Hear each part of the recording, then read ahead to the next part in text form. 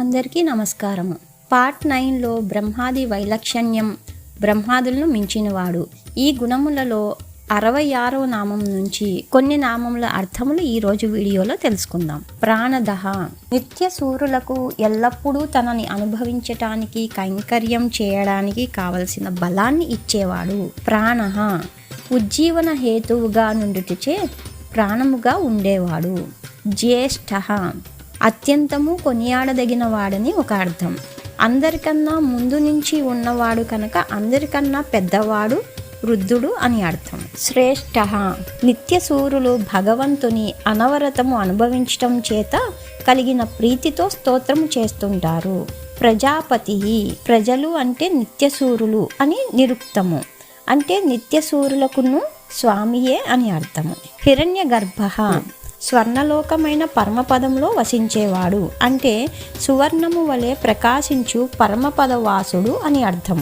భూగర్భః, భూదేవికి సర్వదా తన అనుభవమును ఇచ్చి గర్భము వలె కాపాడేవాడు. మాధవః, అంటే పతి, లక్ష్మీదేవికి భర్త అయినవాడు. మధుసూదనః, మధు అనే రాక్షసుని చంపినవాడు, లేదా మధు అంటే ఇంద్రియములని చెప్పుకొని వాటిని నిరసించేవాడు కనుక మధుసూదనః. ఈశ్వరః, స్వతంత్రుడై సకలమును తన వశములో ఉంచుకునేవాడు. విక్రమీ, తన సంకల్పానికి విరోధముగా సంభవించిన వానిని నిరసించే పరాక్రమ స్వభావము కలవాడు. ధన్వి, ఇలా సాటిలేని పౌరుషమునకు తగినట్లు సారమనే ధనస్సును సర్వదా ధరించువాడు. మేధావి, మేధ అంటే సర్వజ్ఞత, అది స్వాభావికంగా కలవాడు. విక్రమః, వి అంటే పక్షి, క్రమః అంటే పోవువాడు, గరుత్మంతునిపై విహరించేవాడు. క్రమః, ఇట్టి మహావిభూతి కలిగిన వాడవడం వల్ల బలిసినవాడు. అనుత్తమః, తనను మించిన పరమైన వస్తువు మరొకటి లేదు. దురాధర్షః, ఎవరి చేతను చెలింపజాలని వాడు. కృతజ్ఞః, ఈ అనంతమైన జీవరాశులు, అనంతమైన బ్రహ్మాండములలో ఎక్కడ, ఎప్పుడు, ఎలా, ఎంత, ఏమి సుకృతము చేసినా దానిని ఎరిగి ఉండేవాడు. కృతిః, ఆ సుకృతములన్నీ తన అనుగ్రహము వలనే జరుగుతాయి. ఆత్మవాన్, అట్టి సుకృత విశేషములను చేయు ఆత్మల స్వరూపాదులు వీని అధీనమున ఉండును. సురేషః, బ్రహ్మాదులకు వారులు కోరిన ఫలములను ఇచ్చువాడు.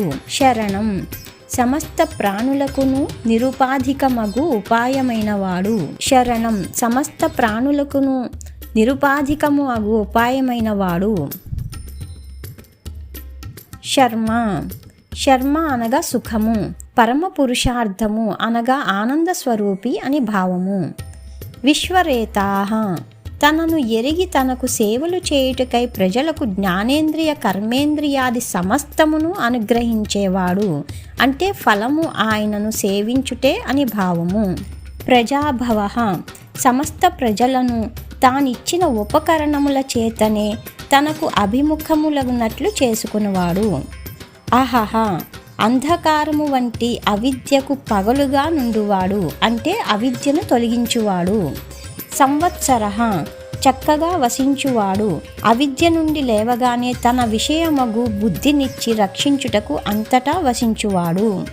వ్యాలః, అభయమునిచ్చి వారిని తన అధీనమును గావించుకునివాడు. ప్రత్యయః, వారికి తన యందు విశ్వాసము కలిగించువాడు. సర్వదర్శనః, తన మహిమలన్నింటినీ చూపువాడు. అజః, భక్తులు తనను పొందకుండా చేయు విరోధులను తొలగించువాడు. సర్వేశ్వరః, శక్తులైన అశక్తులైన తనని శరణంత మాత్రాన వారల అనిష్టమును పరిహరించుటకై వేగముగా వచ్చి చేరువాడు. సిద్ధః, తానే సిద్ధముగా నుండువాడు. సిద్ధిః, వారికి కూడా సాధింపదగిన వాడుగా ఉండువాడు. సర్వాదిః, సమస్త పురుషార్థములను అనుగ్రహింప మూలభూతుడు. మిగిలిన నామముల అర్థములు నెక్స్ట్ వీడియోలో తెలుసుకుందాం.